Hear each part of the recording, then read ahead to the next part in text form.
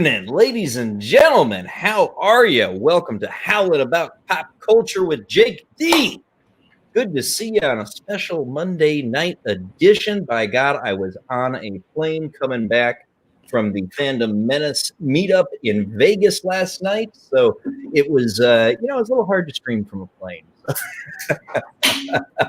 Well, you could have tried. Yeah, something tells me that background noise of the engines would have made it a little tough. I deal with noise. That's true. That is true. Yes, you do. And glad to have you here tonight, Draco, and our good buddy, Vigilante Williamson. How are you, sir? Vigilante Williamson here with the second episode of Howling About Entertainment Live.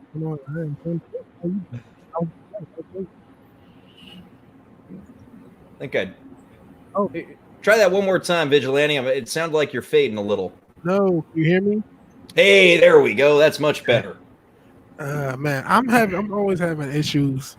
I don't know if I'm booming, if I'm just boomer and science or just what. But every stream there's some issue, especially if you play Cyberpunk, which those issues are the game. But oh man, dude, I saw your video of that. Hell, let's start with Cyberpunk, man. I was all excited. I was gonna download Cyberpunk and do a little playthrough, and because that's so up my alley. So and then I saw videos from guys like you and guys like Az and some of the others with that all these issues with geometry. It was unbelievable. It's an unfinished game. It's a completely unfinished game. It's a game that it should have been delayed an entire year. They shouldn't have done what they did, where they said, "Oh, we'll just delay it a few months and delay it a few months and delay it a few months." They should have known, okay, we are nowhere near finished. Let's give ourselves some time, and not, they wouldn't have put themselves in such a issue with pressure if they didn't keep giving us these delays. It's like, okay, just go, just give yourself time. This is your game. Yeah. Give yourself time. I think if they said that, we are having some bugs and we don't want to give you a game that isn't right on day one, I don't think that would have pissed people off. No. Just think about how different everything is. If let's say for the last delay, they would have if instead of me doing my video where I'm falling through the earth, they showed you a video of what was happening. Like, yeah, we have, we love this. They may show a cool scene and say, hey, we're also not there because this stuff still happens and we don't want to do this to you. So this why we have to delay it another 5 or 6 months. I think people would have understood. Instead, the guy I would submit one thing though. What? That you just said, the very last thing you said, they got it out before Christmas. I would put this almost, without knowing too much about it, I would put this more at the floor of CD Projekt Red. I think the owners of the title put it out there to say, we need revenue. Absolutely, yeah, I 100% agree. Yeah, it had to get it out before Christmas, right? Mm-hmm. Yeah. Yep. It worked. They had enough pre-orders they already are in the black. They paid for all just off the pre-orders. That doesn't count any games that were sold day one because there was a lot of day one sales because of just the hype. So off the pre-orders, they're already in the black. All the marketing, all the production costs. Wow. Yeah. But now, didn't I hear? Aren't they offering refunds to some people because it's that bad? Yeah, they are offering refunds. They said go through their retailer, or if not, contact them directly. And then they're like, oh, what really bugs me the most is two things. One, CD Projekt Red did a lot to represent itself as if it was like a different game company. That's why I titled, bug. But this is why I titled my video, they're just another greedy game company, because they are. And they acted as if they weren't. And they even were, the developers say things like, we're not like other companies. And it's like, no, you are exactly like the other companies. They do the same thing. It's disappointing, man. It is disappointing. see real quick who's here. We got Mary G. Hail Mary, who is also being just super wonderful and about to bring me my burrito. So, and Man of War, neighbor of the beast. Good to see you, buddy. Oh man, Man of War was with us out in Vegas, and he was just a great time hanging out with you, buddy. I'm sorry, Draco and V-Dub, that you guys couldn't make it, but hopefully you can make it to the next meetup. But it was a lot of fun, man. It was cool hanging out with Man of War on the Strip. Lots of fun. Yeah. Too bad this time. Yeah. Well, I mean, I understand why a lot of people canceled. It was interesting. You know, we heard a lot about Vegas being at like 25% capacity. Let me tell you guys, it was it was more like 50. Oh yeah, you can let 50% in, but you can't say more than 20% because that would be bad. Yes, yeah, there was a lot of folks there, and it was a good time, and it was definitely, you know, there were a lot of folks letting loose because Vegas was, you know, they'd been shut down for so long, right? Mm-hmm. And so they were, you know, everybody was kind of letting loose, and apparently there's some rumors that they're going to shut them down again. So it was a hell of a weekend. Well, you got the last bit of freedom allowed. Mm-hmm. It was fun, man, and it was definitely cool hanging out with Foulball and Nickweiser and Man of War and our good buddy Eric K. It was a good time. Man. The Wrench King himself, Eric K. The Wrench King himself, man. Yeah, he left Gary standing there for a few days. Yeah, quite. Yeah. Where's Eric K? In Vegas? Yeah. It was a good time, man. So V-Dub, I mean, I do want to get Cyberpunk because, I mean, like I say, I mean, I'm not a big game player anymore, but like that game was screaming my name. It is exactly what I love. I used to play an old online game called Anarchy Online, which was like the closest thing to a Cyberpunk as far as like an MMO RPG went for, I don't know, probably 20 years. And so, God, I was looking forward to it. So, I mean, when do you think it'll be safe to buy it? Man, it's funny. When the delays were going on, I joked and said it'll be out in March. And I think I was technically right because I think that's when it'll actually be done. Supposedly there's a patch. I know they're doing like minor patches because they did one over the weekend, but they're supposed to have major patches. And this is how you know it was a scam. Hell, Foulball. Hey, Matt. Hey. I'm keeping the camera off because I've got a little dinner here. But all right, a little submarine sandwich there, a little hoagie. This is a big old burrito, man. Oh, nice. Yeah, you know, the size of your whole stomach. So yeah. Right on. Well, I didn't mean to interrupt, but hi, gentlemen. Good to see you. Hey. So what was I rambling about? Oh, I was rambling about Cyberpunk. So when it will be safe, I don't know. And I have I'm playing on PS4, and that's the worst. The worst part about this game is it is a good, like, what they are trying to do is incredible. And I agree. I've been playing it myself. I have some yeah. Playing it on PC myself. Go on. So you're playing on so what's your experience on PC? Because I mean I've heard it's better, but I've heard you're still having a lot of the same issues with crashes. I haven't had that many issues with crashes, but I will defer to others because I haven't been playing it as much as others. I've been noticing that most of my issues come from, well, in the open world of it. I'm okay. I'm not much of a gamer myself. Much more into RPGs in the practical sense. But what does that mean, Rico? I'm not much of a game. It's essentially that I'm used to games where I do a lot of skilling and combat is set up, and it's usually at a distance from some place where you prepare for it. Can you give an example?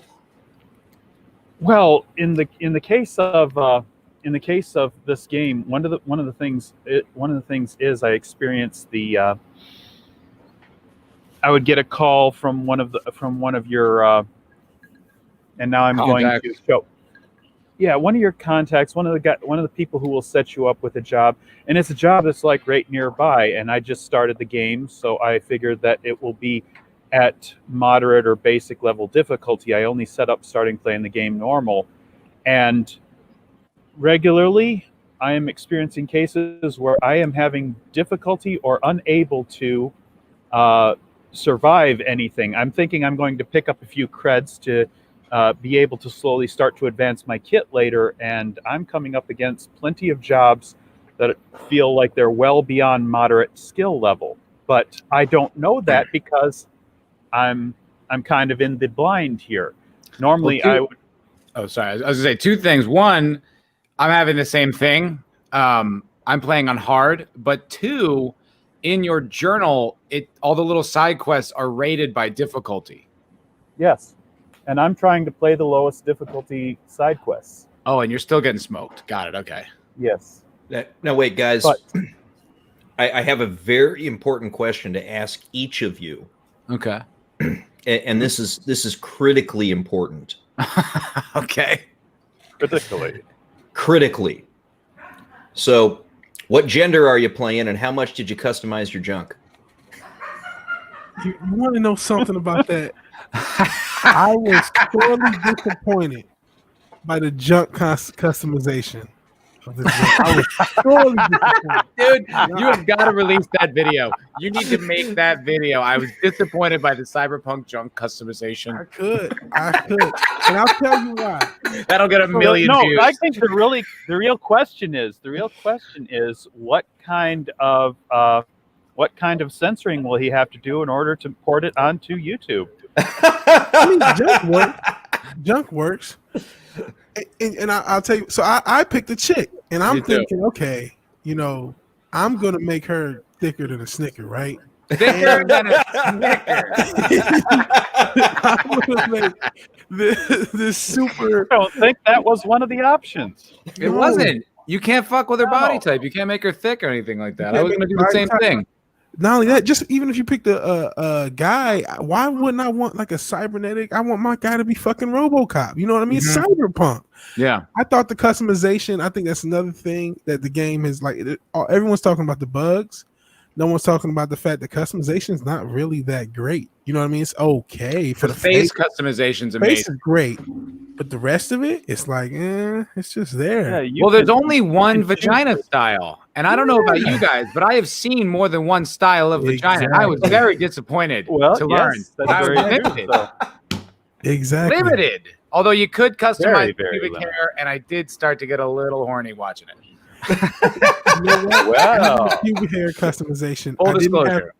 I didn't get all the because they don't. I wanted the drapes to match the carpet, and you can't. That was tough, and you couldn't do that. You can't do it. Yeah, actually, that's true. There's only like very true. There's like 40 hair colors and only 3 or 4 pubic hair colors. Yeah. So I was like, that's a little limiting. I've been if I want silver and black redheads, pubes, I should be able to get silver and black pubes. Goddamn right, Vigilante. But yeah, this is Cyberpunk. It's Cyberpunk. I mean, I couldn't even go this far. You couldn't go full Cybercop until you got to your upgrades later in the game, so you could like switch out everything. But it still feels really light. Okay. It still feels really light at the beginning. Like, what could I do? What could I change? What are all the options? And you're pretty much human. And you're not even that human. You're very basic human. So. Well, that doesn't seem right for Cyberpunk, man. I mean, I should be able to have like a, cybernetic eye implant, a bionic arm, and you have to play into the game for a few hours to get your first a mechanical dong. I mean, that's Cyberpunk. Yeah, I want a steam shovel dick for sure.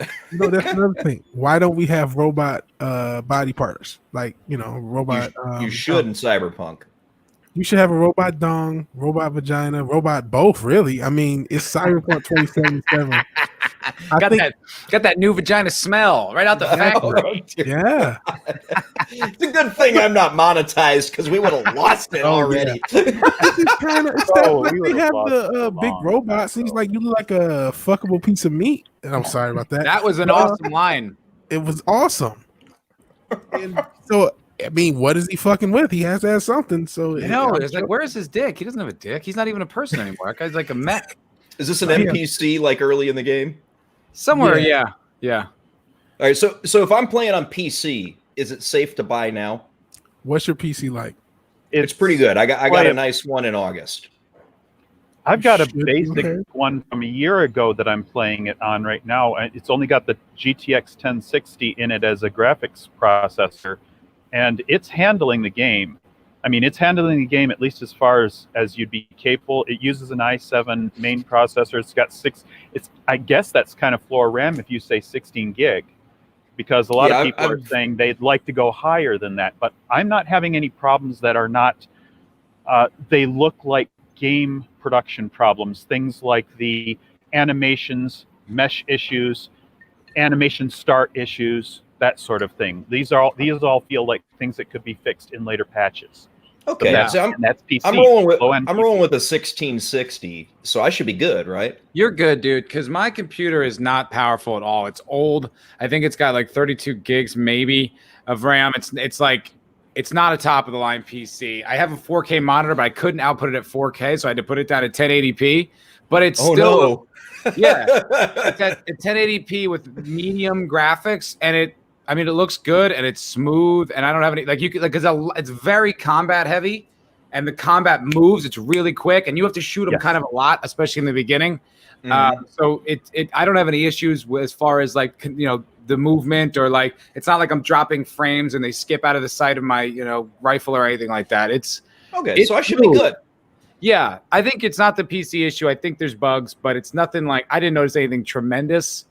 Just like little things, like in the middle of like, I was shooting at a guy driving, and then there was no sound or bullets coming out of the gun, but the gun was still recoiling and the guys were still dying. But that Okay, that's a patch issue, probably. Patch issue.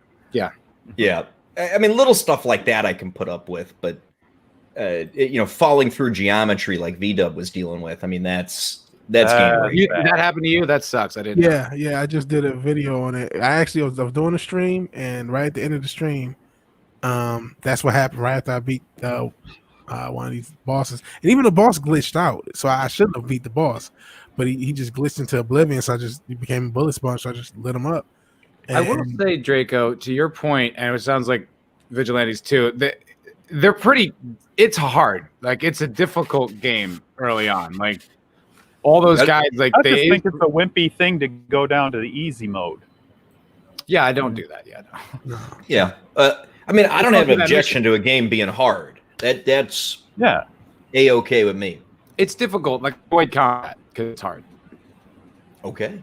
Like, I try to sneak in, you know what I mean? Like, I'll try to find new ways around it. Like, I straight up, like, paid a guy instead of, like, wiping out all his team for this thing. So, like, I don't want to fight these guys. There's too many of them.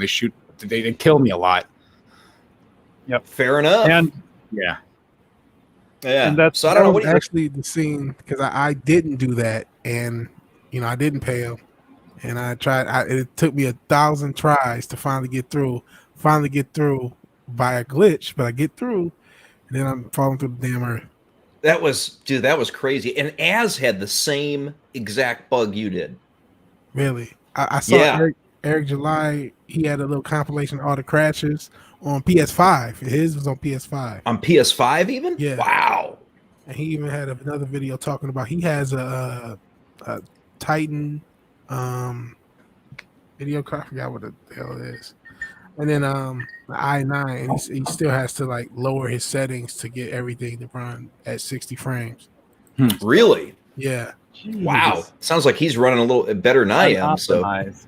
Yeah, it's not optimized. And even my brother joked that they test this outside the engine, like, or did they just did they port it to anything when they tested it? Because it's like it's not running properly on any system. Like you heard, get it on PC. It's like, well, doesn't work perfectly there either. But it might be good, but it's not that good. You're right there, Vigilante. Well, I have some fair questions enough. for you guys, like as far as your experience with the game. Like, how role play have you found the game to be? Because I'm still pretty new with the game, but I feel like it's pretty railroady.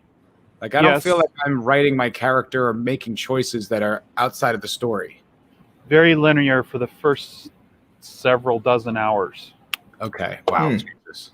So it's funny. I'm watching other people's streams and trying to figure out how railroady it is, and trying to like go against the grain to see if I can screw things up. Because you can go and outside.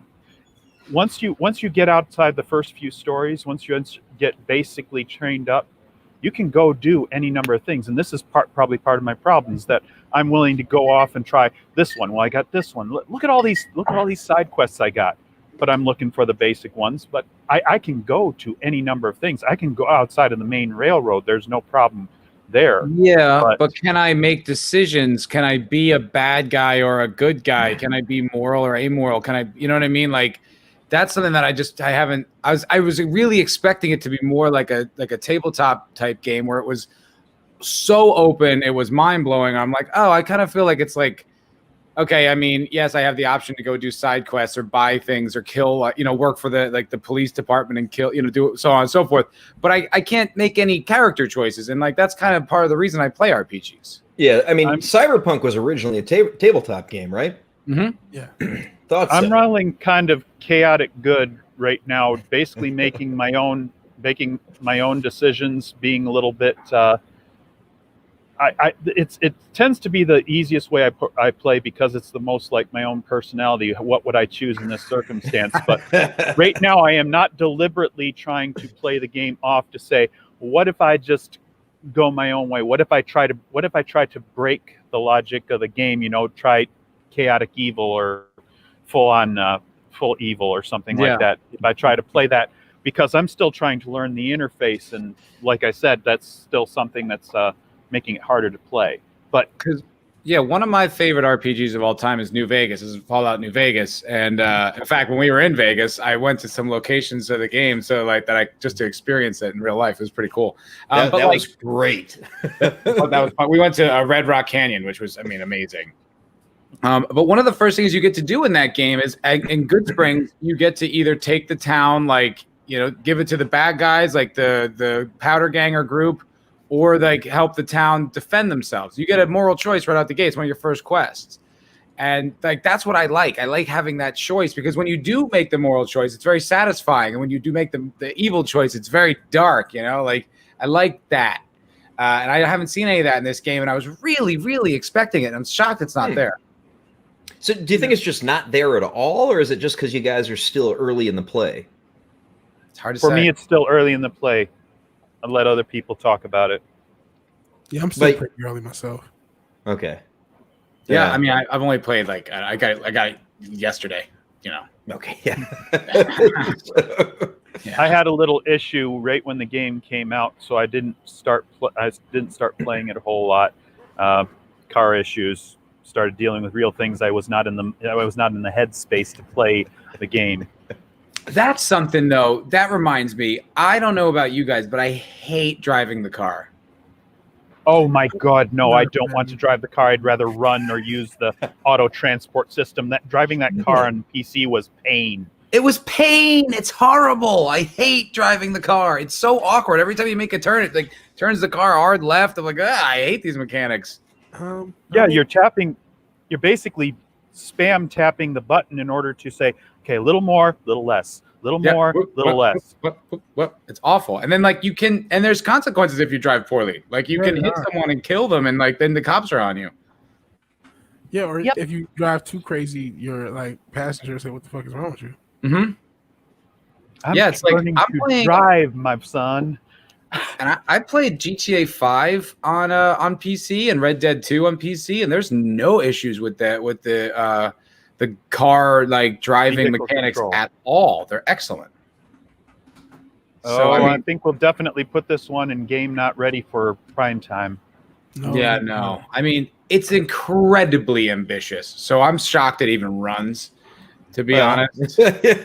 Like, Well, so I am impressed by the appearance on the PC. I'm impressed by the appearance of a seemingly full functioning city. I mean, you see repeated characters and you see glitches in the Matrix everywhere.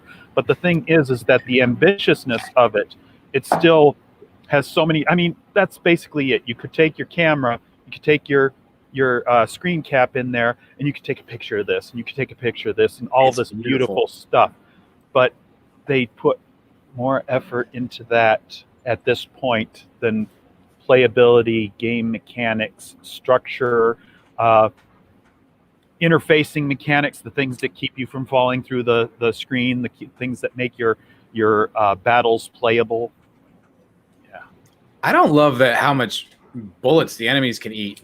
I mean, I feel like early on in the game, each one takes like a full magazine or more. Yeah, they do. And then, I mean, headshots don't matter because everyone has like a cybernetic thing. So it gives you an indicator you hit a headshot, but you have to keep doing it. Yeah. A lot of headshots. Lots. I got pretty good at that, but it was like it didn't matter. They still take 2, 3 headshots. At least, yeah. I'm going like, oh my word, this is hard. Yeah, it's difficult. And it's like there's a lot of enemies, and you don't eat bullets as well as they do. No, so you go down pretty quick.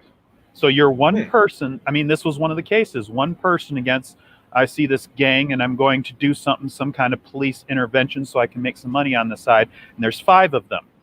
And I'm looking at options for like, so what can I hack and what can I kill and how can I use the environment and how can I do this, that, and the other thing. I kind of gave up after 40 or 50 different options didn't work out. 50? Yes. Yeah. This was a mix of martial combat and hacking techniques, and I still couldn't find a way to manage it. Yeah, Mary wants to know if you can't kill him, what's the point? Oh, you can kill. I managed to kill 4 of them one time, and the final guy just got me because I took too much. I was too much meat at that point. Not enough gun. There's an interesting game that I played over quarantine, especially in the beginning, because I'm a huge Fallout franchise fan. And this is the franchise. I figured that out this week. Yeah. Did you put that together, Jake? But the game that spawned that is this game called Wasteland. I guess it was a video game from the 80s. It's really rudimentary, but like same kind of interface, moral choices, post-apocalyptic, so on and so forth. Well, they made Wasteland 2, I think, like, I don't know, somewhere like 5 to 10 years ago recently. And that game is a RPG, and it's turn-based, and the combat is extraordinarily difficult. Hi, Man of War. And the beast. Hey, since the Man of War mentioned it himself, he got married while we were in Vegas. Oh. To his 17-year lady. Yeah.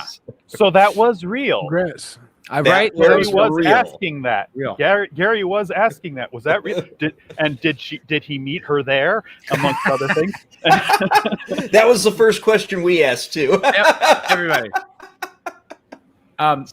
But no, so I was saying, so the thing, the gameplay in Wasteland 2 was extraordinarily difficult. Combat early on I couldn't believe how hard it was. I definitely brought the difficulty down because it was so difficult.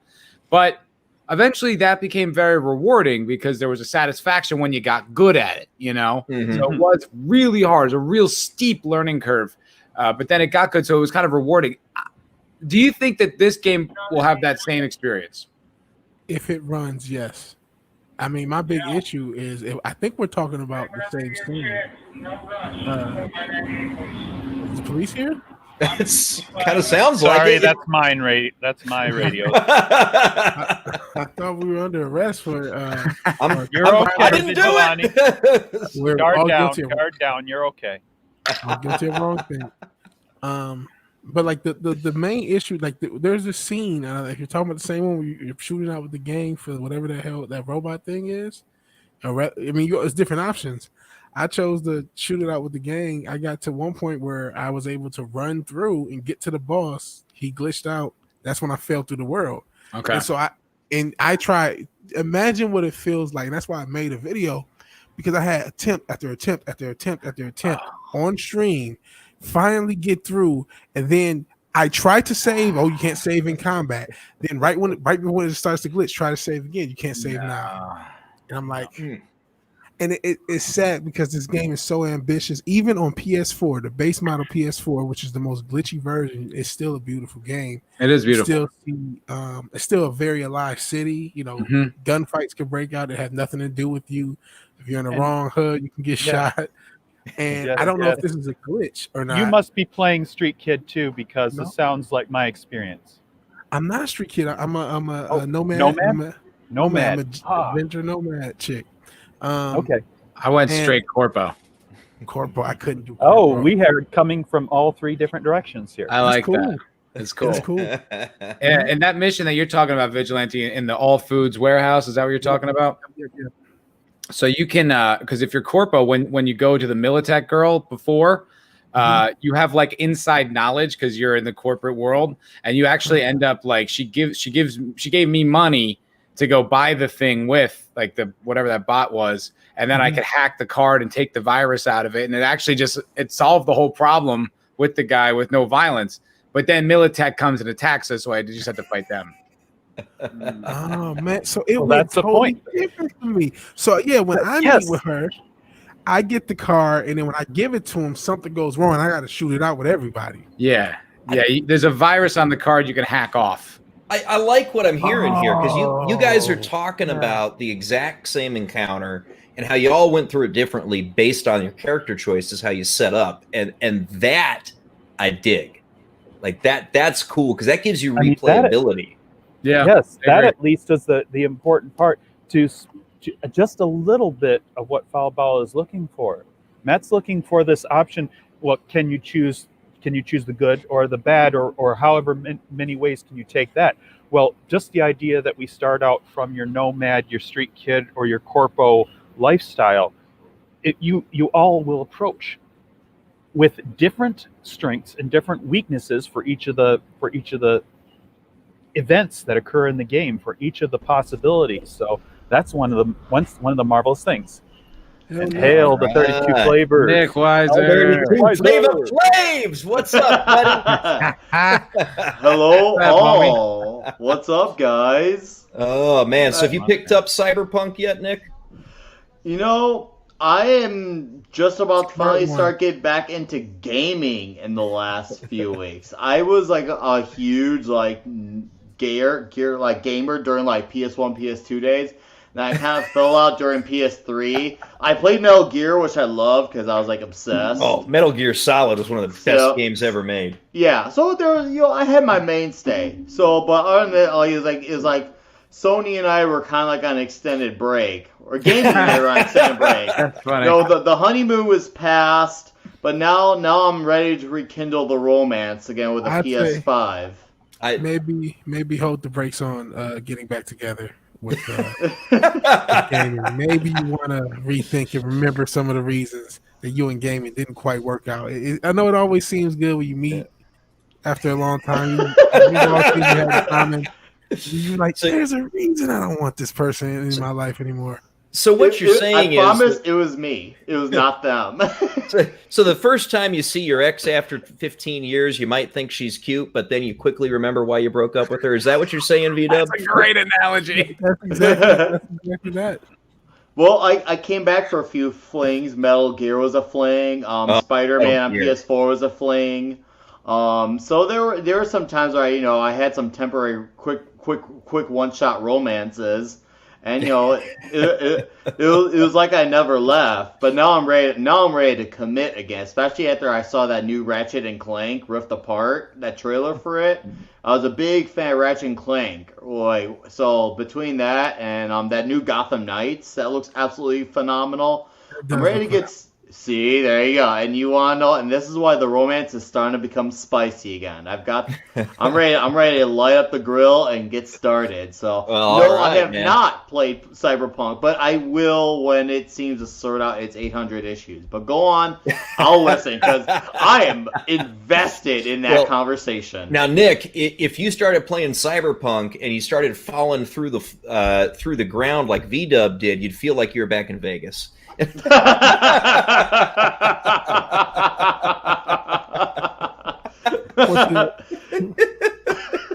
Relationship, I'll tell you, dude, you watch out for this cat here, man. because this guy, as it's not going to surprise you, he likes to party. No, I don't get that at all. 32 flavors of Nickweiser wants to drink. What? I don't get that. I don't get that. Hey. Speaking of which, oh maybe. All right, so I mean, I guess what I'm gathering is Cyberpunk's got its issues, but it's a good game. You know? It has so much potential. And when they get the issues ironed out, it's going to be a great game. That's what I think I'm hearing.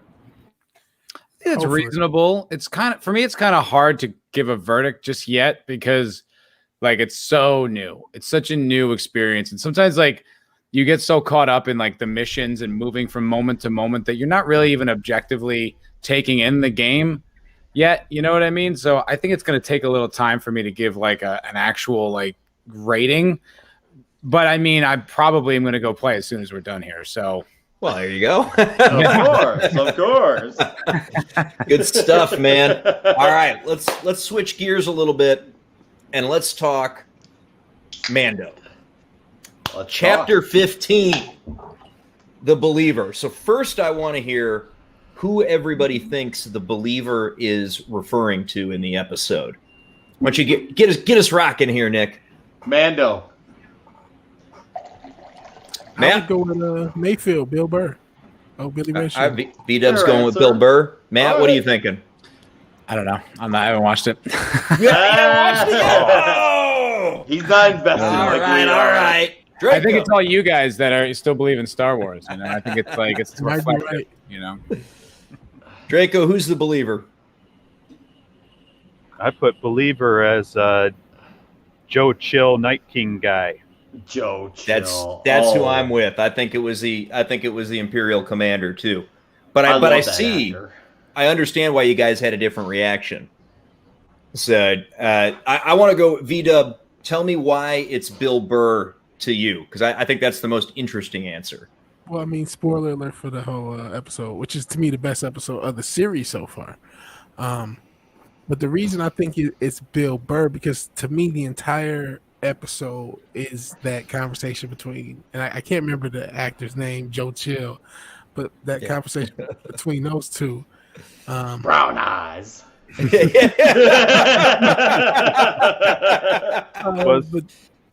I mean, can we all agree that was probably that one scene probably has top billing for one of the best scenes shooting Mando so far.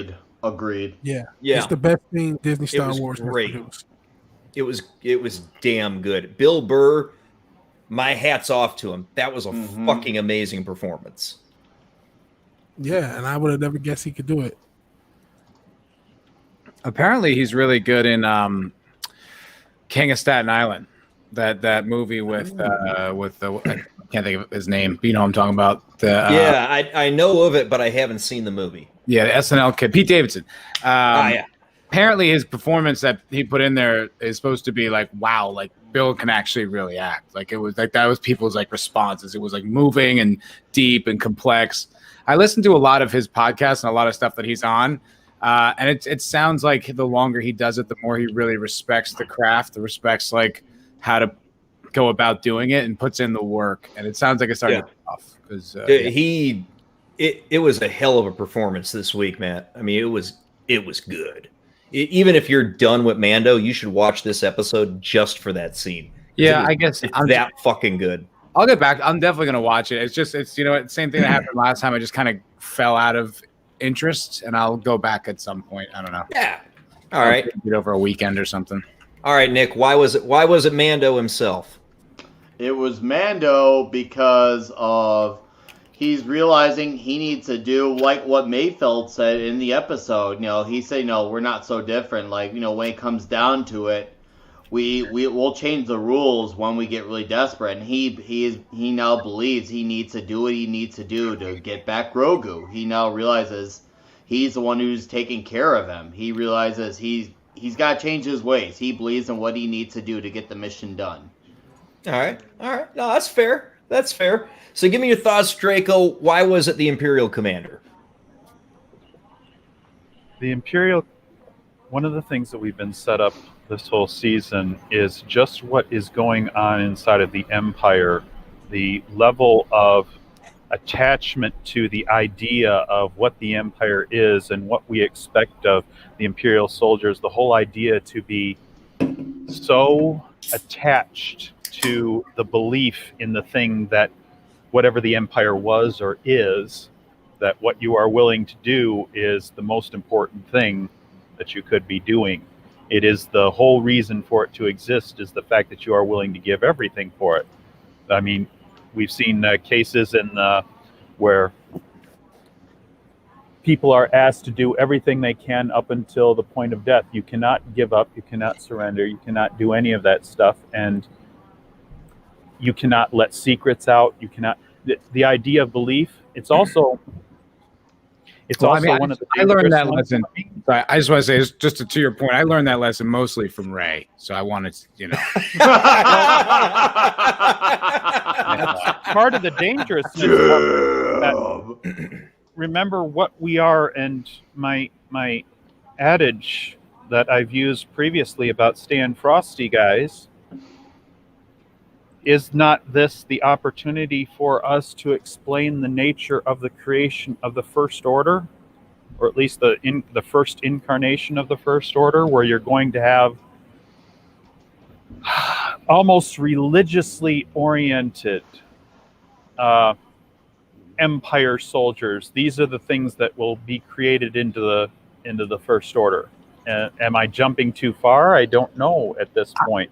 My feeling is I just don't want to validate anything that comes from the prequels. Like, I want them to put as much distance between the prequels and themselves as possible, like all but getting erasing them from canon, because they're such a disaster. I was listening to EFAP. The sequels?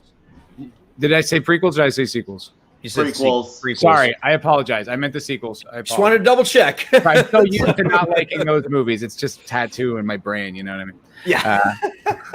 No, but the sequels. I'm sorry, I meant the sequels, because it's like I was listening to EFAP on the way back from Vegas, and just talked to things, and I was like, oh right, like Rey and Kylo fucking kissed.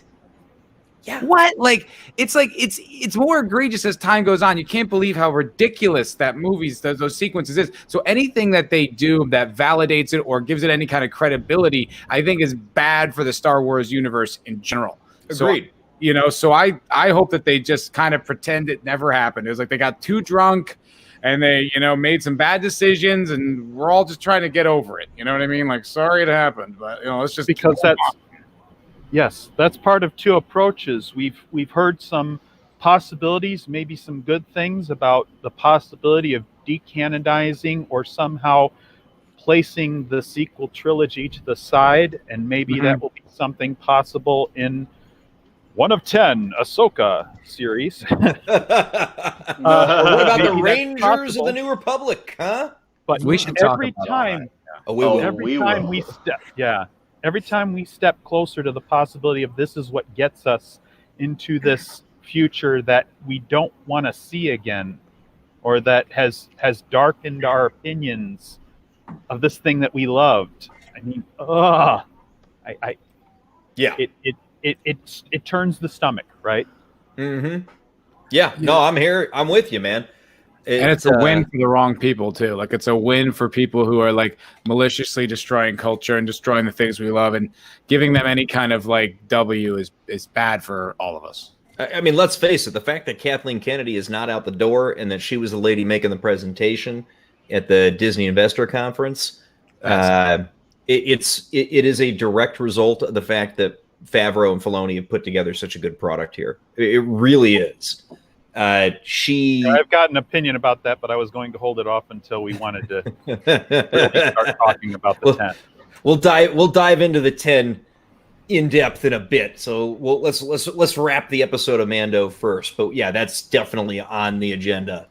But yeah, I mean, for me, it was definitely the Imperial Commander, and I got that because from that interaction between him and Mayfeld. And the commander is talking about how Mayfield brings up Operation Cinder, which is a tie-in to Battlefront 2. And this was basically, for anybody who's not familiar with it, it's basically the Empire set up like a satellite network that basically just torched the planet below, right? That's what Cinder is. They turned it to cinders. And so are they canonizing the EU now? Well, Battlefront 2... I'd say elements of it. Elements. Battlefront 2 was under the Disney umbrella, so it was sort of semi-official anyway. Okay. I was laughing at the idea of like, whoa, we made it. It's like you bought it because it was good, not because why not respect what's good?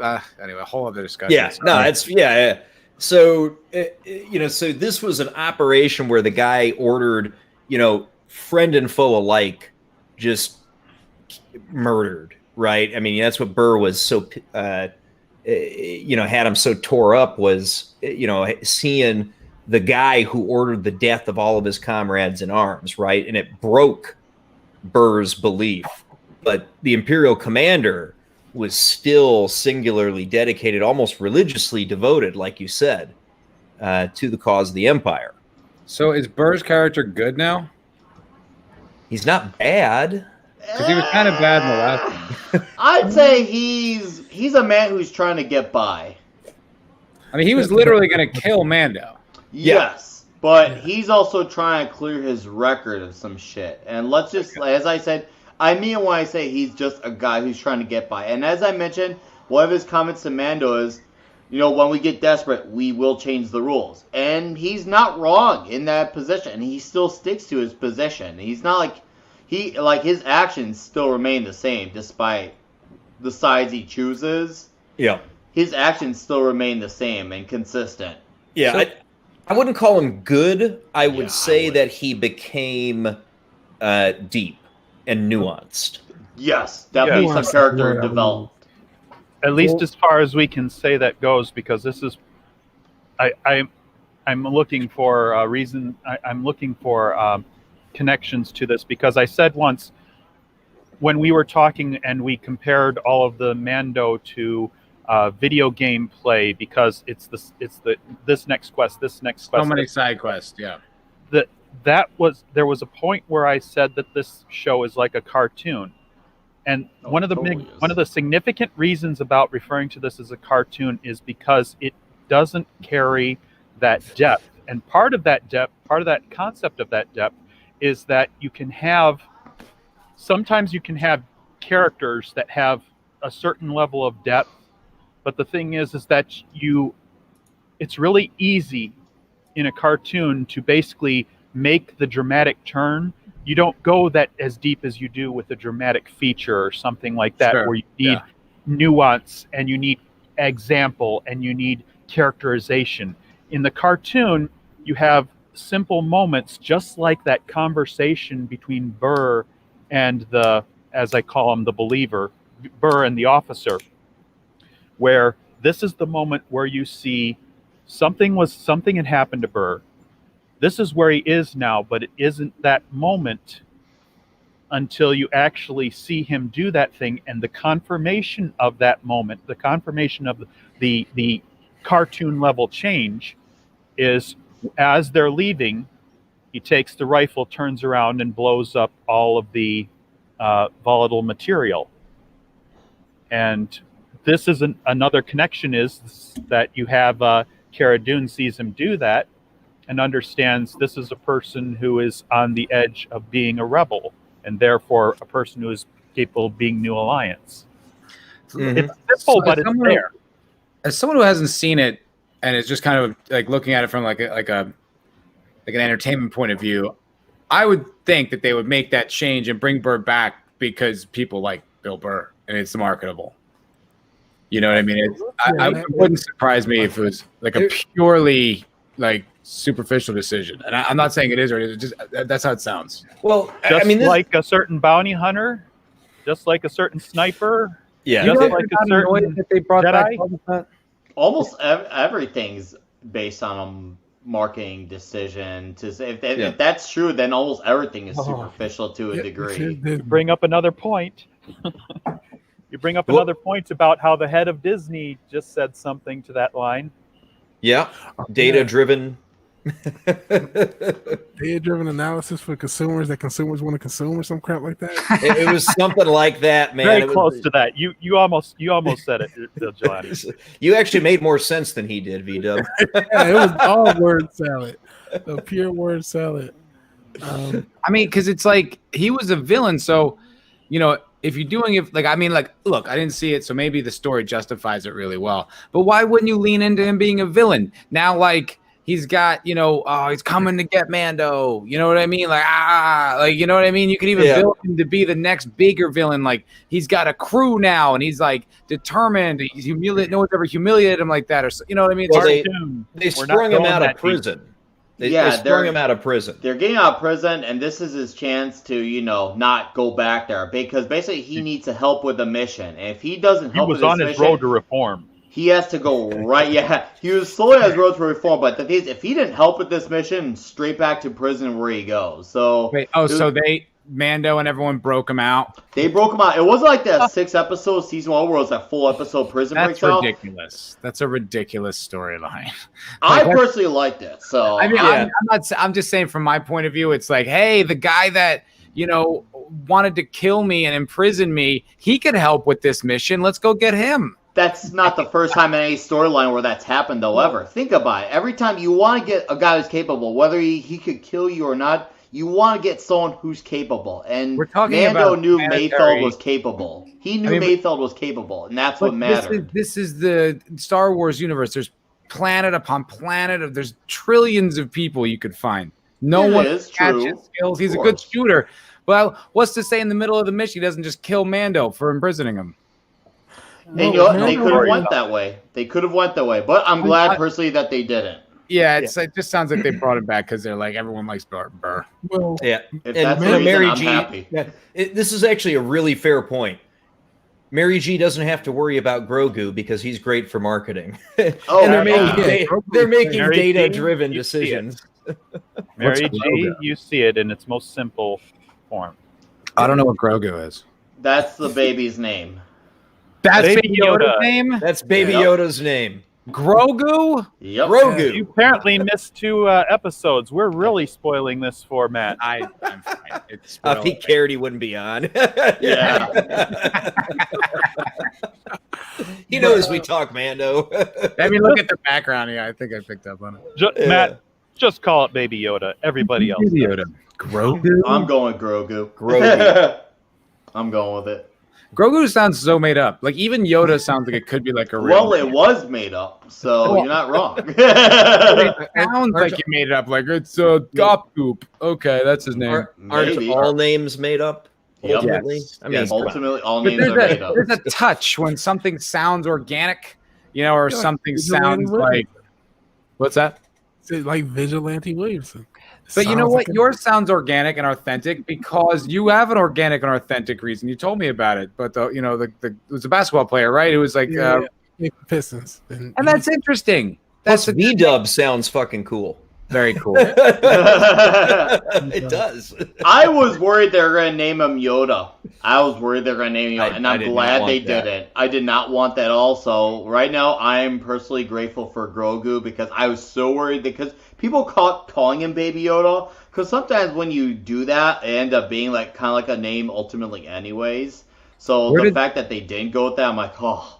Did Mando name him? Like, where does Ahsoka said because Ahsoka can communicate with him because like minds. Yes, and she said that his name was Grogu because they could communicate to each other.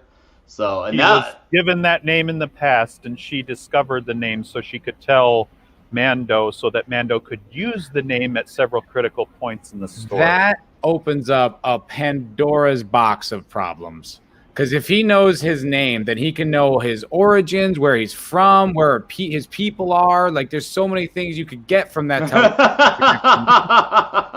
Well, we haven't gone that far, or they haven't used that yet. So, Hail, Lord Thoth. Hail, Lord Thoth.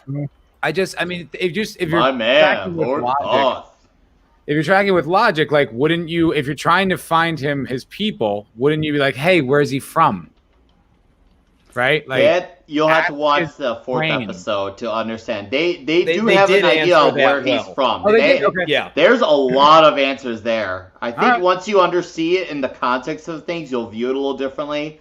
You're also enough. hearing it from a bunch of Joe Schmoes on the internet right now, so you might see it a little differently. But once you actually hear it in the context of the episode, I won't say that you'll like it, but you'll definitely understand more because they do push the story a lot more in season 2. Okay. Yeah, I'd so there's a lot of speculation about who the Jedi was that Grogu reached out to when he was on Tython. This is my favorite one of them. Shit, that's all you had to say. The Jedi, that's a can of worms because Luke is around. So like He is. That's yeah. right. And Yep. I think I said this in my review I just did right before I came on here. Luke Skywalker and Boba Fett are like who's already there. They to me are like I can't think of them. They loom over the whole Star Wars MCU thing because it's like their existence, especially Luke, is like, how can he not be involved? You know what I mean? I hate what they did with all those characters. Like, why are they not like the George Washington of like the New Republic? Like, how come, like, it made no sense. How can everyone not know who Han Solo and Luke Skywalker Why? is? Why isn't he like a general or like a politician or like at least living like on a planet with like a harem and a castle? You know what I mean? You have to tell the story of how the sequel trilogy began. And it's like, oh, and yes, Leia's around as well, Mary G. Absolutely. Exactly. yeah. And Right. canonically, so is this bad motherfucker. Yeah, I mean apparently he's still alive out there. That No. He snakes did on a not plane die. and all. Oh, Jesus, no one dies in this fucking franchise. God. Is Mace Windu still? Wait, Mace And Windu okay, alive? that's a part though no you can't. one's ever really gone. That's true. That's true. No, hey, Draco's right. The thing is, you can't. That's not a Disney issue. That dates back to even Lucas. It did don't date back want to it Lucas. be right. That was the promotional information for Fall of Skywalker.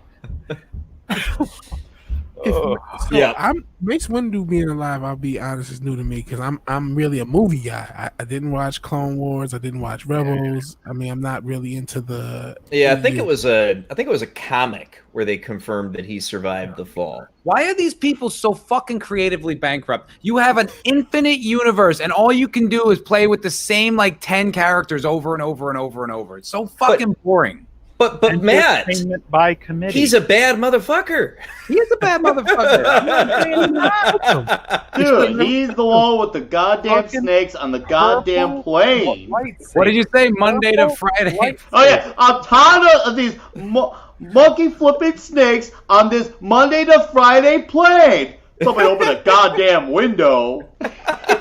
Hey. Why is there motherfucking snakes on the Falcon? Speaking of which, thank you, Lord Thoth. He completed the statement.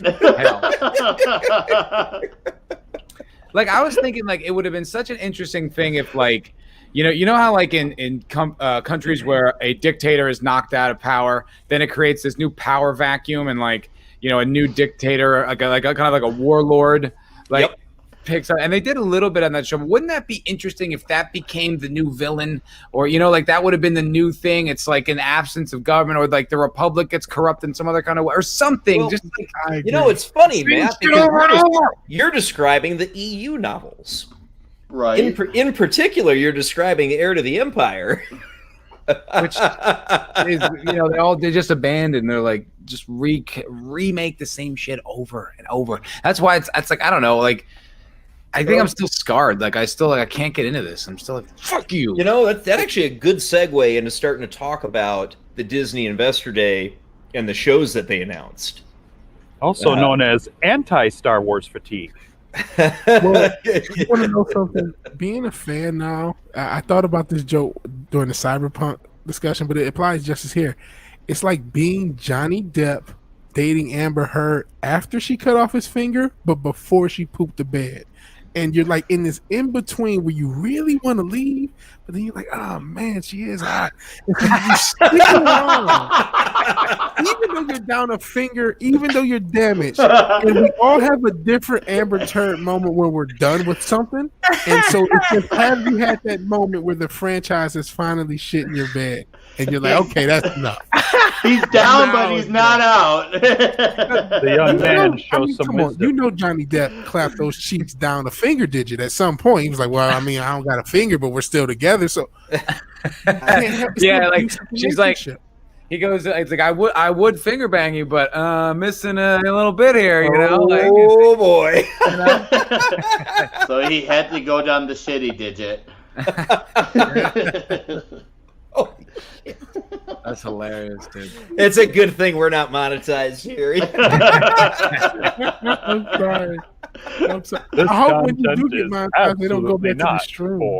Well, then that's interesting. So, like, what do you think about then, like, the future panel, like with all these Star Wars things? Like, I don't know if I'm excited or bored or if kind of just depressed at the realization that Star Wars is just going to become a lukewarm, watered down, no pun intended, lukewarm, like watered down. Luke's pretty cold these days, man. Yeah. But like, is it just going to get like, banal and bland and boring and uninteresting? It's like the entire identity won't even be like failed, like follow-ups. It'll just all be nothing, and people are like, oh, there's some old movies. Oh, okay, that's interesting. Yeah. So I mean, the future was very clearly laid out to us the other day, right? So we had 10 Star Wars projects formally announced at Disney's Investor Day, right? And the two biggest ones that relate to Mando are the Ahsoka spinoff series and Rangers of the New Republic. I mean, they called those out very specifically as spinoffs to Mando. And so, I mean, we know what Ahsoka is. It's going to follow Ahsoka Tano. She's looking for Grand Admiral Thrawn and maybe not looking for Ezra Bridger. That's still my vote for who the Jedi was that answered Grogu's call the other day. And then how do you guys feel about that? I'm curious how the room feels. Yeah. And then the other major tie-in show is Rangers of the New Republic, which Thoth read my mind, is going to be the Gina Carano show. Mm-hmm. So, I mean, V-Dub earlier mentioned he liked him thick, so I imagine he'll be watching the Gina Carano show. I'm actually going to watch Batwoman just to see Javicia Leslie in a bodysuit. I would definitely watch the Gina Carano show. So Rangers of the New Republic, I mean, it's no secret that Mando Season 2 was really just a shitload of backdoor pilots. Oh, yeah. All right. So, I mean, we had Timothy Oliphant as the Marshal in the first episode. Fortunately, I don't think that Frog Lady is getting a spinoff. At least I didn't see one announced. God damn it! Everything in my life was building up to that moment. Yeah, we it's not about her, it's about the kids. Yes. Okay. Frog Lady. Yeah. The tadpole is going to be the new Jedi. Yes. The tadpole. We got Bo-Katan and her crew in episode 3. So I mean, they didn't come in for nothing. That's going to lead to something, right? Look, if you do the math on this, you said the Rangers, whatever if you do the math, there's a lot of girl power here. You got the Rangers on the Mando part, all the Mandalorians, whatever they are. You've got Cara Dune, and then you've got Ahsoka. That's a lot of fucking girl power in the Star Wars universe, if you ask me. Yep. No, it's interesting. Now, so what's all set up, right? Without the pushback from the other side that seems to have been minimized. But go on. Yeah, I mean, girl power by itself is not a problem, right? When it's done, Lord Thoth, appreciate you popping in, brother. Hell. No, Lord Thoth. Right, so in and of itself, it's not a bad thing by any stretch, right? So, I mean, the Rangers show, if I had to make a guess, all right, so the Rangers show is going to be, obviously it's going to have Gina. I think you're going to see Bill Burr as Mayfield back. You're going to have Carl Weathers as Grief Karga, and probably a couple of other characters, right? Maybe that we haven't seen. And, so to me, that's probably what we're getting out of the Rangers show. Ahsoka is going to be mainly based on Ahsoka, but she's looking for Thrawn. How do Bo-Katan, Boba Fett, and Fennec Shand play in, right? So I mean, if we have a quest there, the quest for the Darksaber, which is in Moff Gideon's hands, who we're going to see an assault on him in the season finale. So my money is on Bo-Katan and the crew showing back up for episode 8. And I think that moving forward with Mando's season 3, we've probably got Mando, we got Bo-Katan. I think Boba Fett gets killed. Really? Yes. That would suck for me. I'm betting on a dead Boba. No. That would suck because I don't even like the fact that Boba Fett is just a good guy bothers the shit out of me. So if he doesn't have an ulterior motive, that's gonna like bug me. That's funny you say that, Vigilante, because I personally, I may have said to the guys in Vegas, I think he's a double agent. Yeah, he has to be. I think he's a double agent. I feel like he's setting up Mando to feel like he has hope, only to just screw him over at the end.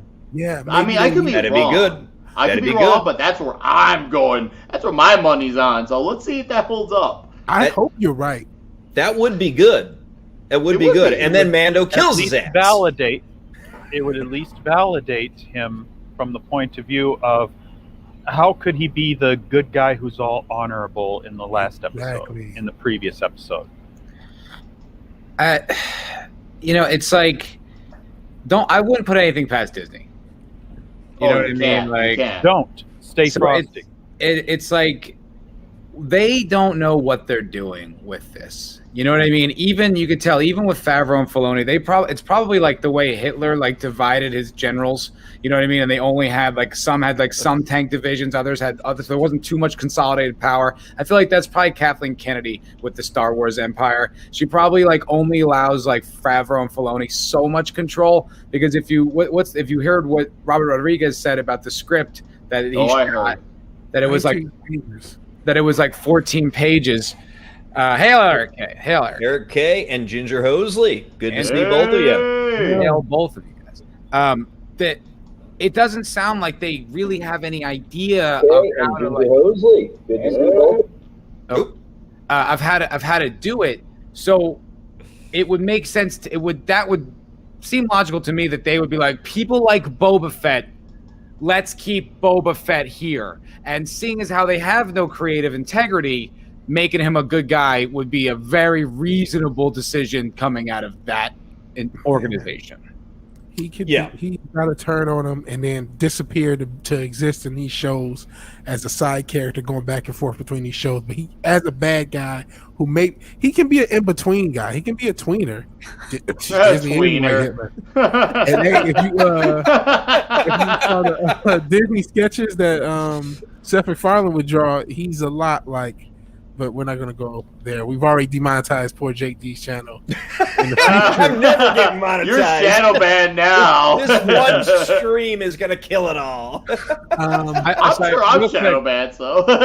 I just want to be fair. Ginger, no. Kathleen Kennedy. Kathleen Kennedy is more like Hitler, not Disney. Disney's Germany. Keep it clarified. She's Hitler. I get that. I like that one. Haha, monetized. Yeah, I would never be monetized, ever. That'll never happen. I could get trillions of subs. Not with that attitude, Vigilante. No, but I am over 100 subs. Thank you, everyone who has subs. Hey, all right. There we go. Sorry, that's what I like to hear. So I forgot my point. I was hoping we would move on. I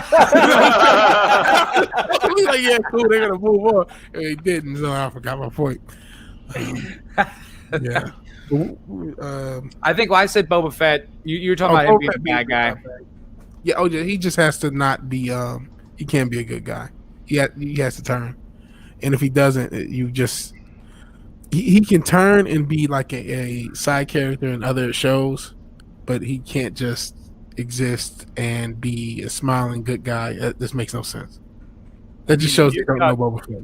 It doesn't, but look what they just did with Burr. Boba Fett. If you got Boba Fett right now, if any of you who've watched the Clone Wars, you got Boba Fett now. He could be Cad Bane in this. He could be the ultimate bad guy, dropping in each of these stories, and doing his best to make his way in the universe. But the thing is that I don't know if that's where this is going to play, because how are we going to play this whole thing out in the next one? Yeah, I don't know, man. I dug Cad Bane, so I know where you're coming from, Draco. I mean, yeah, if they go that route, that'd be cool, because Cad Bane, I dug me some Cad Bane. One of the few good things about the side stories in the Clone Wars. One of the few things that Filoni did not screw up about it. Yep. Yeah. I mean, I guess we'll see how they play it out, man. But I mean, there's a few things that need to be resolved in this season finale. So there's going to be a confrontation with the Beskar spear and the Darksaber. You know Bo-Katan's coming back because she needs to get the Darksaber. And I think this is all going to be resolved in the season finale on Friday. Okay? Because they're not going to carry something crazy major across seasons and make us wait a year for it. They're not going to do it. That's a risk. That's a step too far for Disney. So these things kind of have to be resolved. All right, so Darksaber, Bo-Katan's going to be back. Mando needs a ship. I don't think you can have like Tamura Morrison. I don't think that he's necessarily even a recurring character. I think he may even be done after this season in Mando, except maybe pop up once or twice if he's not killed, and I do think he's going to be killed one way or the other. They're probably going to go the wrong way with it and make him sacrifice himself in order for Mando to escape. Oh, they're going to dude. They're going to do it. You know they're going to do it. Do that. They can't. They just can't. Well, hail Alpha Omega Records, brother. Good to see you, my man. Good to see you. Don't get me started on Cyberpunk. I just know one of the bands I love has a song in Cyberpunk, so that part's cool. It's a very immersive game, but they're dirty things. But yeah, I mean, Boba's going to be out. Mando needs a ship. You guys, seriously, anybody want to bet me 50 that Mando inherits Slave One? I'm not confident to make that bet. If Boba's good. Inherit if Boba's good. Steal it or something else if you get at least satisfactory turn, but I don't know. That's part of that going back to we'll do something simple and it won't be dramatically deep, but Favreau will write his best simple and unoffensive story to make these things happen. Yeah, I mean, one way or the other, I think Mando ends up with Slave One, and he's gonna pull Grogu out of there one way or the other. I think Gideon is defeated, and we get our first glimpse of Thrawn. It's probably the last scene of the entire season. They've already told us they're building up an MCU of Disney Plus Star Wars shows. Rangers of the New Republic and Ahsoka and Mando, they're all going to interlace and interconnect. And they said flat out they're building up to a big culminating event for these. It's the battle with Thrawn. They're rebuilding their own version of the Zahn trilogy. That's what they're after. I remember the Zahn trilogy. That's my prediction. I could see that. It could definitely very well play out that way. We'll see. If you say that, and that carries the biggest concern for me. Their own big, bright, scary colored letters, their own version of the Thrawn trilogy. Yep, and I did mean it when I said it that way. Dead, if Timothy Zahn was dead, he'd be rolling in his grave. Jeez. Yeah. So this is all the announced stuff, right? In terms of, and there's old KK right there in the middle. Can you paint her out? I mean, I can cover her with a finger, and that'll make her go late. I don't want to do the whole show like that, but Yeah. Yeah. So all that's building up. They need a big bad enemy, and it's not Gideon. I really don't think it is. As much as I love Giancarlo Esposito, because that dude is fucking insane as a bad guy. Love him. It's gonna be Thrawn.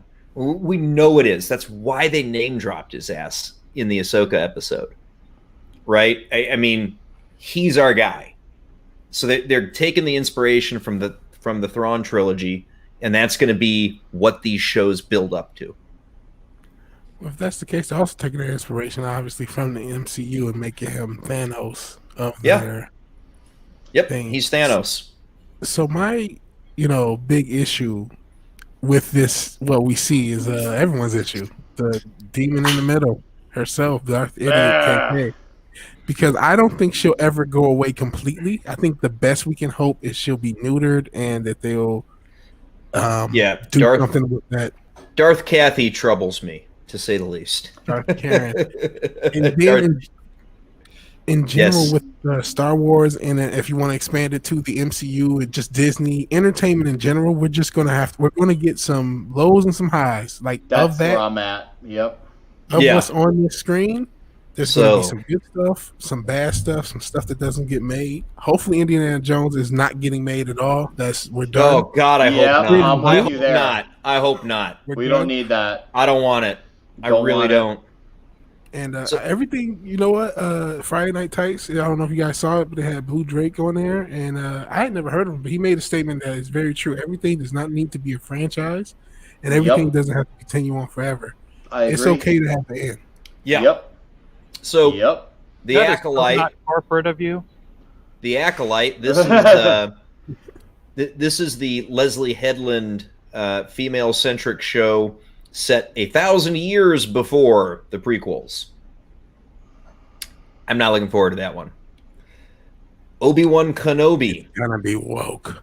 So let's talk the Obi-Wan show.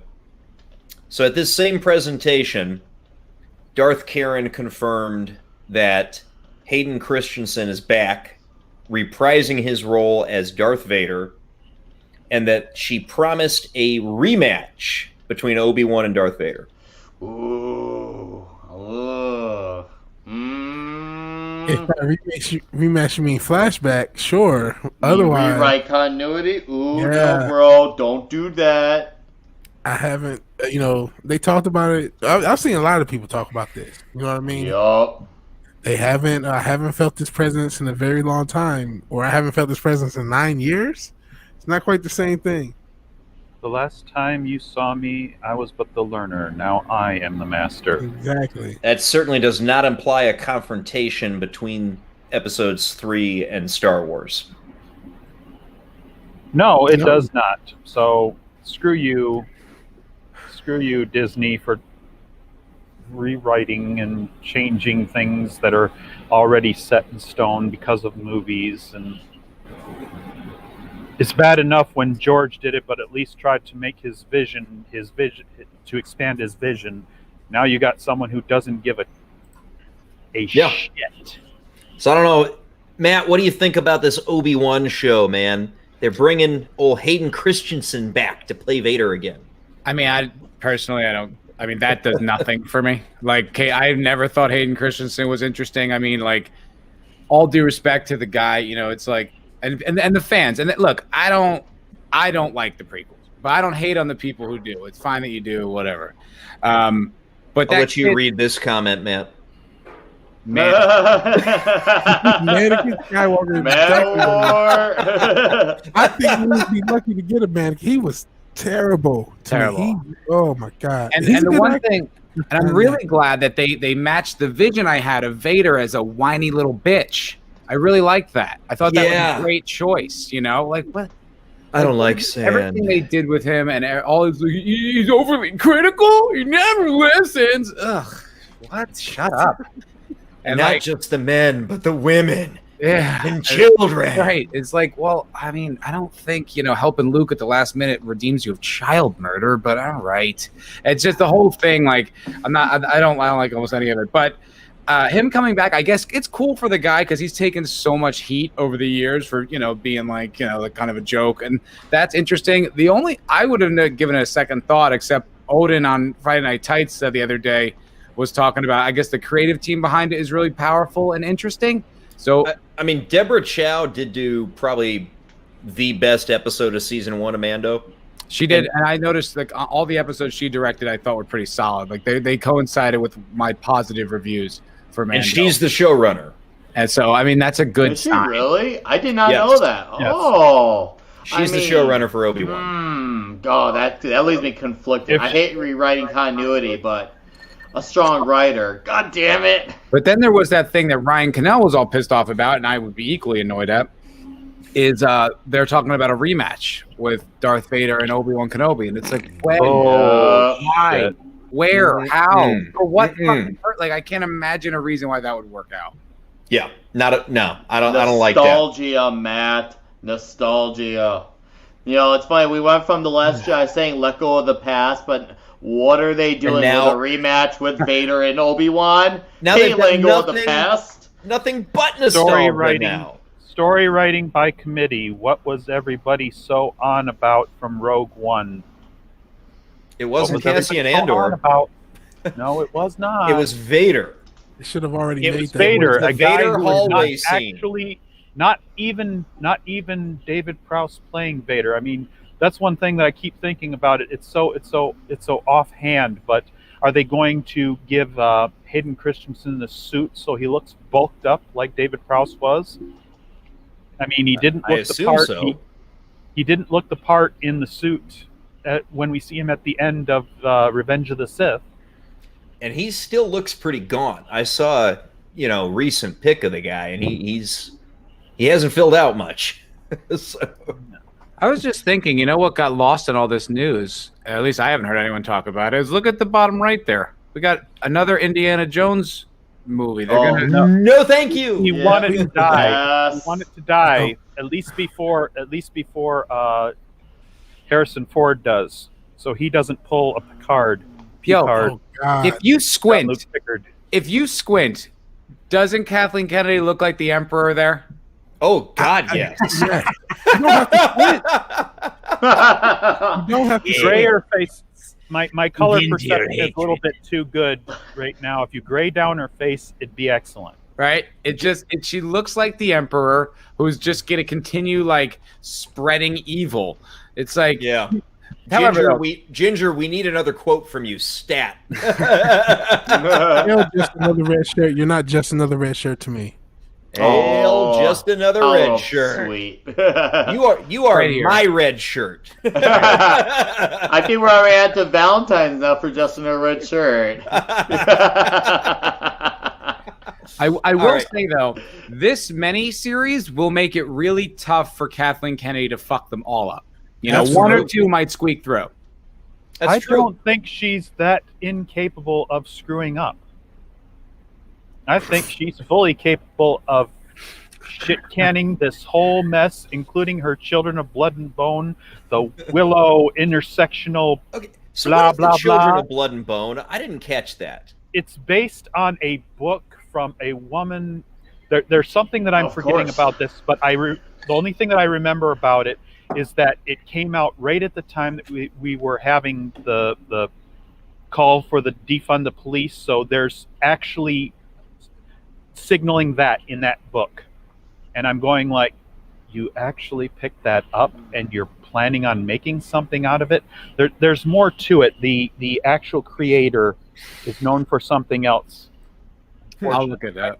Don't know how to look it up, but I got it. All right. So, I mean, a droid show, I guess that's going to be Animated. an animated, like, Yeah, kids' So cartoon. probably like a bunch of shorts. Yeah. R2, well, the shorts are going to be the Visions. Visions is animated. It's going to be a bunch of shorts. Think a la Animatrix. Droid Story is going to be R2 and C-3PO taking on board another new droid, because I guess it's not BB-8 and it's not DO, but we're going to get another new droid that nobody knows anything about, and that's going to be just as beloved as C-3PO and R2 because they're going to mentor it. Yeah. they're gonna sell it in gift shops. That's I not the like point. Ginger's idea. Droid show should be battle bots. That would be dope. Well, then that's where Mine would kick Chopper off would be in anything. handy. Chopper from Rebels would be very handy because Chopper actually loved to do battle. Chopper is a defensive son of a bitch of a droid. Yeah. So, is anybody excited to see Donald Glover return in a Lando show? No. I will say, Doesn't as look too terribly good. written. Oh, sorry. No, I was just adding one line. I had nothing else. As Say it. terribly written as Solo was, and his character was, as from a performance standpoint, it was spot on, and I was really impressed with how he captured his mannerisms, his speech patterns. I was like, holy shit, he's fucking Lando. Like, that was impressive. Obviously, I was just waiting for him to whip out a Colt 45. yeah. I mean, I wasn't blown away by him fucking a droid, but I wasn't blown away by him mourning the droid's loss. He was definitely that blown was away by the laughable. droid, though. I caught that. There was definitely some blowing going on by that droid in Lando. Yeah. Yeah, there definitely was. The writing was appalling, but I thought he was great. So I don't know. Maybe if they don't make it it's like he's a good choice for the role. I mean, but who knows? Yeah. I can't trust the writing for any of these things. I don't know what's going to come out of it. Like I was just reading the wiki for the Children of Blood, and I mean the woman doesn't sound like a bad person, but I mean she's 27. She went to Harvard. And her book's #1 on the New York Times bestseller. I'm like, okay, that's all I need to know. You know what I mean? Like, it's going to be woke and it's going to be pandering and it's going to, she says she wanted to make a fantasy novel so that a little black girl could pick it up and see herself as the star. Just fine, but there's nothing wrong with that ideal, but it's never just that. It's always that plus agenda plus a whole bunch of other stuff. So. Yep.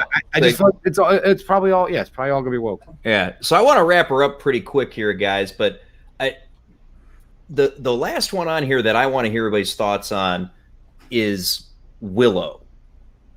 They're relaunching, rebooting, sequeling. They're doing something with Willow. Okay. I'll be honest. I'm not big into The last it. piece, I'm not sure. the last piece of information I saw on it, that there was not just one, but 3 strong and powerful females who will be featured in this. I thought that either you will get a new Willow or you will have, oh come on, get his name right. You'll have Wicket Willow reprising his role as a mentor for this female or one of the females. I mean, I would have assumed that if you wanted to, you could move a story forward. You could tell a story about Willow somehow becoming important again with Allura Dannon, and that would at least be fine. But everything that I hear now says this is more about the same old checking the boxes. This is more about the same old featuring the strong female talking points, and I wish it wasn't. I hope it wasn't. But what do you other guys think? I have zero excitement for a Willow show. Is this a show or is it a movie? I don't even know. It looks like a move. Yeah, I was gonna say. I'm looking at the description. It sounds like it doesn't know if it's gonna. It's going to Disney Plus. That's all it's saying. A lot of these features are going to be. It sounds like they're thinking we're going to see how a mini-series goes. Oh my god! Sorry, it says it's the writer of Solo, a Star Wars story. For Willow? Yep. Yeah. Weren't there like 10 writers for that movie? Actually, yeah, I was gonna say, which one? That's true. Was it the Phil Lord Chris Miller version or the Ron Howard that came out? I don't know. It says it's hard to know. It says Jonathan Kasdan is the guy who wrote it.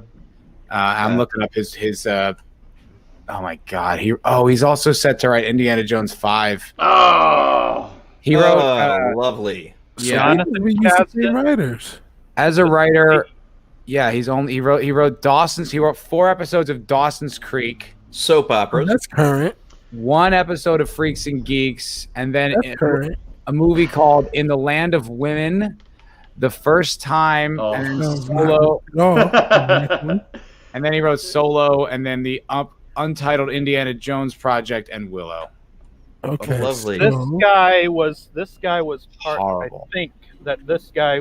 I mean, he has a pedigree, but the pedigree failed around the time Solo came out because he was one of those ones defending it and calling a lot of people. I don't know if he called a lot of people the names, but he was part of the ones on the side of the Twitter war saying, "Oh, you just don't like it because you don't like strong characters or things Okay, like well that." then I definitely don't like him. That's what I think. Yeah.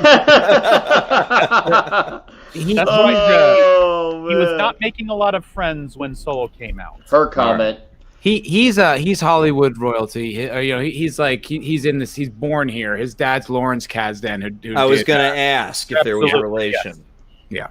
So it's like he was born having a writing job in Hollywood. So it's like Well, there you go. not That his answers birthday. that. Yeah. So I mean, it doesn't All right. mean he's bad. It just means that like he could totally suck and will still have the job. You know what I mean? There we go. All right, well, let's go around the horn, give some final thoughts, and wrap her up, guys. So, Draco, anything you want to pitch? Any final thoughts? Let us know, man. Well, I'm always free to hang out with you when and if I can. I appreciate you turning over the horn to me. I do have a channel that has nothing on it, but I fully appreciate anyone who's willing to sub to see if I do actually create something someday. But absolutely, it's been wonderful having you guys, being on the panel with you guys again. Thank you for inviting me. Thank you for having me. Subscribe to all these people. You got Matt at Foulball Productions. He is definitely making a lot of good content. You got Vigilante Williamson, one of the newest members of the making new content around here. You got 32 Flavors of Nickweiser. Oh my goodness, the guy knows what he wants to say things about food. And Jake, he is doing way more content than I could dream of making at this particular time. So subscribe to all of them. And All right. I wouldn't mind subscribing to me.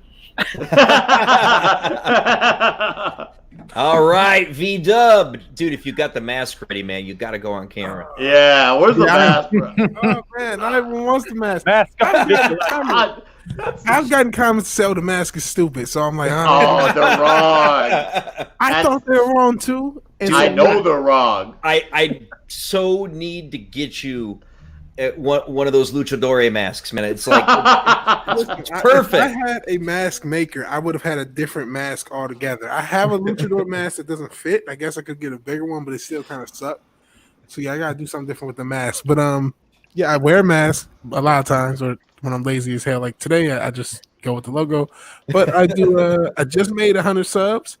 I actually made 100 subs twice today. I'm not sure if somebody subbed, looked at my channel, and said "fuck this" and left. Or YouTube did that, but then someone else showed up to be that other 100 subs. So feel free to sub. And one more note about everything we were talking about. I think Disney Star Wars' new slogan is "monetize the past, shill it if you have to." If you notice, nothing on that list outside of Andor was Disney Star Wars, and even that was a prequel. Nothing from the sequel trilogy. So that's what they're doing there. I agree, man. You got any streams coming up? You want to pitch there, V-Dub? I would say I was streaming Cyberpunk. I'll get over Cyberpunk eventually and get back to streaming that. And then I also do, the Vigilante Williamson show, which is kind of a pop-up podcast. I need to have a schedule so I can, do it regularly, so you would know when to find me. I'm not that smart. Right. Still, check me out and check out everyone else on this panel because all of these guys have great channels. All right, buddy. Matt, anything you want to plug? What do you got coming up, brother? Well, first, I wanted to congratulate the very well-deserved sweeping victory of The Last of Us 2. I think by far one of the greatest games to have ever come out, and a very deserved award. So, way to go, way to go! So stunning and brave. Stunning. Where's my 5-iron? I'm feeling like we need to denounce white supremacy right about now. I agree. It's been too long. thank you guys for the kind words. This is an awesome group of people who are very fun to hang out with. Check out all their channels because they're really just interesting people with cool points of view. And I love you guys. I'm glad I know you. My channel, if you guys are fans of The Expanse, stay tuned because a new season's coming out and I'm going to be covering very thoroughly, probably over and over each episode. So come to me if you want to chat about The Expanse endlessly because I will be doing it over the next few months. All right, man. You know, on the topic of The Expanse, Matt, I was thinking it might be fun to get a group of us together over on your channel, maybe on like Saturdays or something. I love it. Yeah. I was thinking, let's talk off air because I definitely have the same ideas. Yeah. Cool. Matt, if you want The Expanse. That's right. All right. Now we get to the man Flava Flav, who loves his In-N-Out burgers. Yes, I do.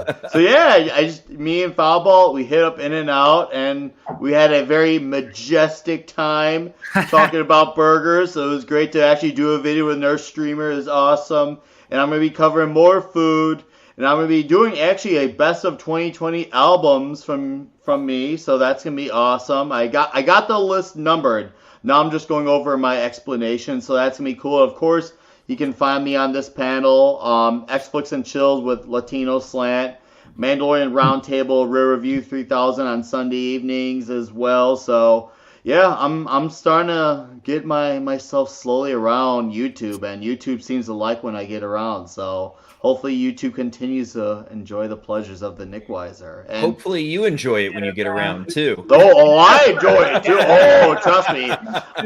I'm vibing when I'm getting around. I'm like, I feel like I'm taking higher. So yeah, around.